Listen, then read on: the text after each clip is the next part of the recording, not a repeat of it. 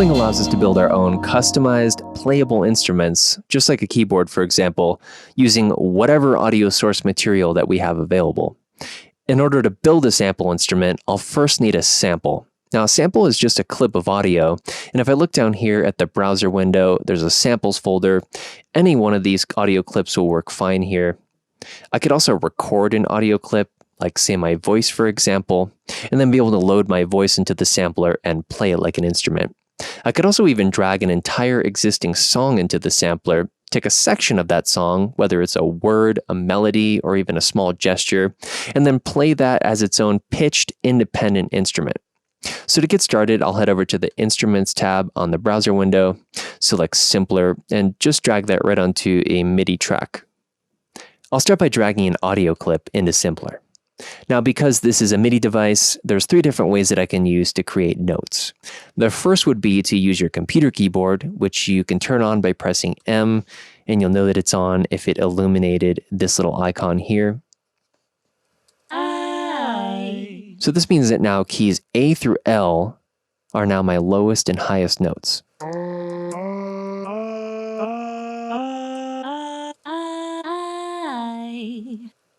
I can play chords.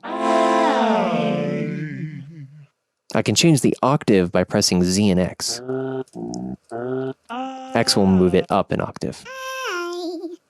The second way would be to draw these notes in your timeline, which you can do by selecting any number of bars, just control-clicking and going to Insert MIDI Clip. And now what you have here is a piano roll where you can individually draw these notes in here, meaning that this sample is now going to be expressed as a C. And the third and final way would be to use a USB MIDI keyboard, and if you have it plugged in and the track is armed, you should just be able to play it and hear your sample. Now you'll notice that these samples are ending at different times. The lower ones are ending after the higher ones.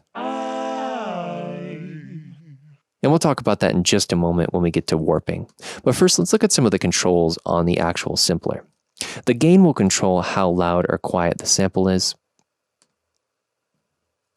The start will control when the sample starts.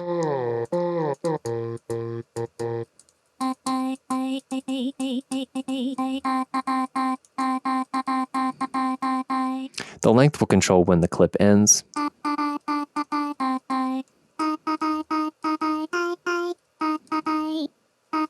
If I engage the loop, this will continue with a sustained sound until I tell it to stop.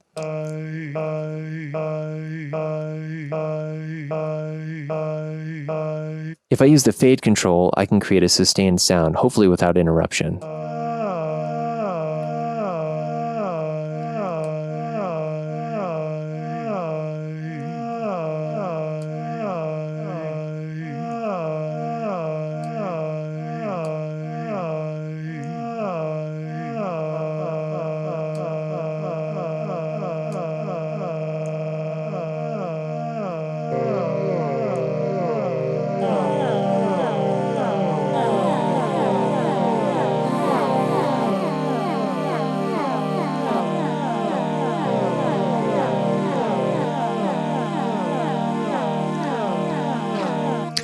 If I bring the start back to the front, turn the fade back down, and I can change the loop amount, meaning that the loop will only be expressed at the very end.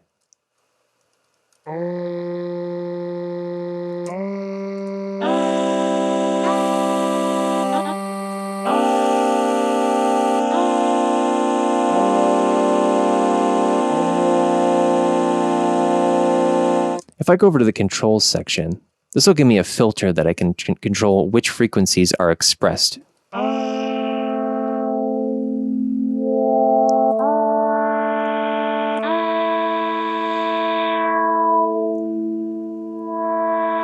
The amplitude envelope will control how the sound is expressed over time. Now, if I disengage the loop and go ahead and put this length back out to 100, now, if I played a chord before, we noticed that the lower pitch samples are at a different tempo than the higher pitched ones.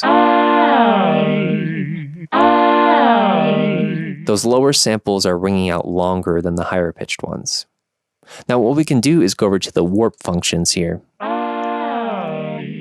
And this will lock each of those into my project tempo, which is currently at 100, meaning that I can now change the pitch, change each note without it affecting the speed. Each one of these will be the same length. I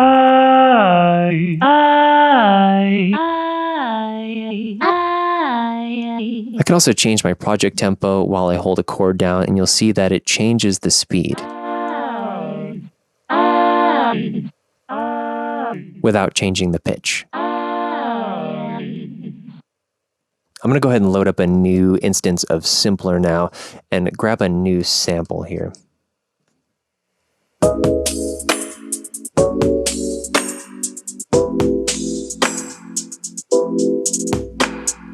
You can hear that even more now that as I change the pitch, as I go lower, it starts to sound way slower. And we don't necessarily want that. So I'm going to go ahead and turn that warping back on, which means that each one of these notes now will be happening at the same tempo, which is this project tempo up here, 120 beats per minute.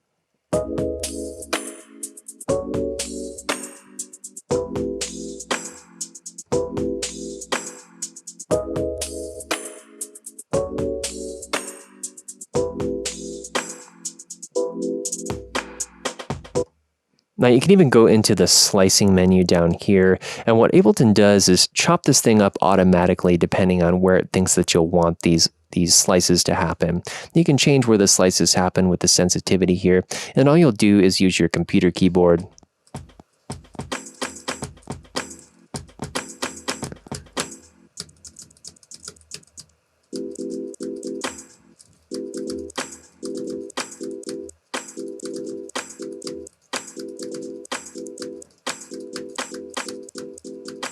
Now you can just kind of play that thing like its own instrument as well. And you can just change these slice by transient or slice by beat.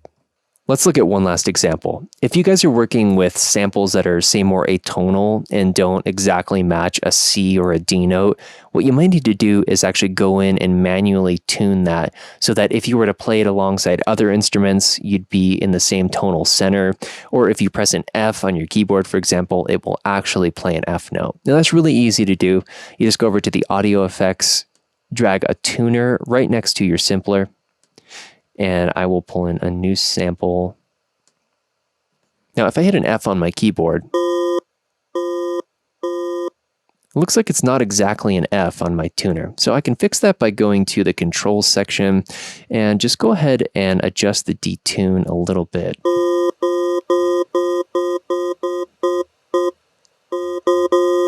Cool, it looks like it took about 25 cents, and now I'm at a clean F. And now when I play a G right next to it, it'll also be in tune as well. So happy warping, happy creating, happy sampling, and I hope this has been helpful, and I'll see you guys in the next one.